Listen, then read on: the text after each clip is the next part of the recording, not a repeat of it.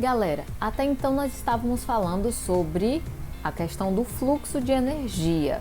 Eu quero que vocês prestem muita atenção agora na diferença entre fluxo de energia e o próximo conceito que nós veremos aqui dentro da ecologia, que é bioacumulação.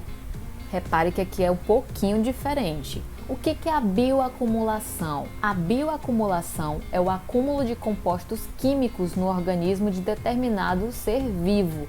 Então, a bioacumulação é quando o indivíduo ele consegue armazenar, ele consegue acumular dentro do seu próprio corpo algum elemento químico que muitas vezes é prejudicial, mas mesmo assim ele consegue continuar vivo, não necessariamente ele vai morrer. A bioacumulação, pessoal, é algo ruim dentro da ecologia, é algo que prejudica os animais. Um exemplo clássico de bioacumulação se dá, por exemplo, por alguns agrotóxicos que são químicos e que podem trazer riscos. Imagina aqui comigo que parece um limão, né, gente? Um pé de limão, limoeiro, sei lá. Imagina que você está plantando essa mudinha aqui e você não quer que ela seja atacada por lagartas, tá bom? Então, quem aí já manja da agricultura sabe que existem alguns agrotóxicos que você pode utilizar na planta para que as lagartas não ataquem essa planta. Então, vamos supor que esse é o seu caso e você resolveu usar um agrotóxico aqui nesse produtor, nesse vegetal. Aqui, gente, o agrotóxico vai ser representado por essas bolinhas amarelas, tá bom? Então, olha só, a minha planta agora tá o que as pessoas chamam de aguadas, né? Eu coloquei veneno na planta para poder as lagartas não atacarem. Só que o veneno que você utilizou só servia para lagarta. E olha quem foi engraçadinho que resolveu se alimentar da sua planta. O grilo. O grilo, ele não era tão afetado pelo agrotóxico que você usou. Então, mesmo você tendo colocado esse veneno na sua planta, o grilo ainda consegue atacá-la. Agora pensa comigo, o grilo, pessoal, ele não vai chegar a fixar numa planta só. Ao se alimentar das 3 plantas, no mínimo, ao longo da vida dele, o grilo vai conseguir aqui uma determinada quantidade de agrotóxico. Elciane, mas o grilo queria esse agrotóxico? Não. Mas o agrotóxico foi colocado aqui na planta e por ser o alimento do grilo, automaticamente ao se alimentar da planta, o grilo acabou acumulando agrotóxico nos seus tecidos. Em seguida tinha um sapo, nesse mesmo ecossistema tinha um sapo que precisa se alimentar. Esse sapo aqui, gente, ele se alimenta de grilos. Só que ao longo da vida de um sapo, ele não vai se alimentar de um grilo só, ele vai se alimentar de vários grilos. Então, ao se alimentar do grilo, o sapo acaba conseguindo uma quantidade ainda maior de agrotóxicos. Perceba que esse agrotóxico estava onde? Lá na planta, mas o grilo se alimentou dela e conseguiu. E ao servir de alimento para o sapo, o grilo acabou transferindo uma quantidade enorme de agrotóxicos. Isso é bom para o sapo? É lógico que não, né, pessoal? Mas ele vai acumulando nos tecidos. Isso é bioacumulação. Em seguida, eu tenho aqui uma cobra. Ao longo da vida, gente, uma cobra se alimenta de muitos e muitos sapos. Então, ao se alimentar de vários sapos, a cobra vai acabar acumulando muito mais resíduo químico.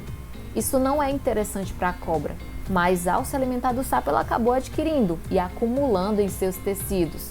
Olha aqui. Aqui agora eu tenho o gavião. O gavião, ao longo da vida, vai se alimentar de várias cobras. Ao se alimentar de várias cobras, esse gavião vai conseguir acumular nos seus tecidos uma quantidade muito maior de veneno, né? Uma quantidade muito maior de agrotóxicos. Isso é bioacumulação. Isso não é bacana para os organismos dentro de uma teia alimentar. É por isso que, por exemplo, você não deve usar agrotóxicos nas plantas.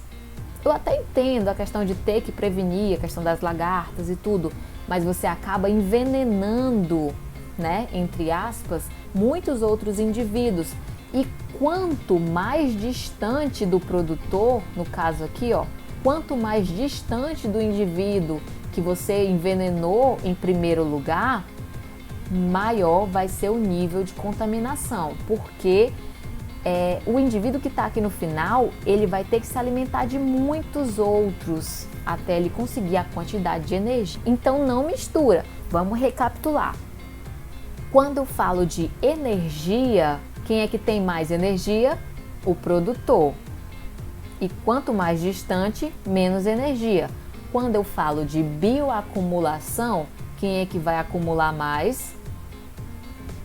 Os indivíduos que estão mais para o final da teia alimentar, tá bom? Não mistura esses dois conceitos, porque isso é importantíssimo e cai muitíssimo nas questões do Enem. A essa altura, você já aprendeu uns conceitos muito bacanas, você já sabe das categorias, que são produtor, consumidor e decompositor. Você já sabe que o nível trófico, ele também é diferente de categoria, que você vai contar na ordem que ele aparece. Você já sabe o que é bioacumulação e você já sabe o que é uma cadeia alimentar. Mas você pode estar se perguntando qual a diferença entre cadeia e teia alimentar. Gente, é muito básico, você não pode confundir mais isso. A diferença básica entre uma teia e uma cadeia alimentar é que a teia, ela é o conjunto de várias cadeias. A teia, pessoal, ela é muito mais o que existe na natureza, porque não necessariamente vai começar com uma planta, que vem um grilo, que vem um sapo, que vem uma cobra, que vem um gavião. Na natureza isso tudo se entrelaça, isso tudo se mistura o tempo todo, formando mesmo esse aspecto de teia de aranha, esse emaranhado aqui, essa mistura, essa confusão. Isso é uma teia. Uma cadeia, gente, é um modelo de estudo mais simples, mais simplificado para você entender melhor. Na natureza o que acontece são as teias alimentares.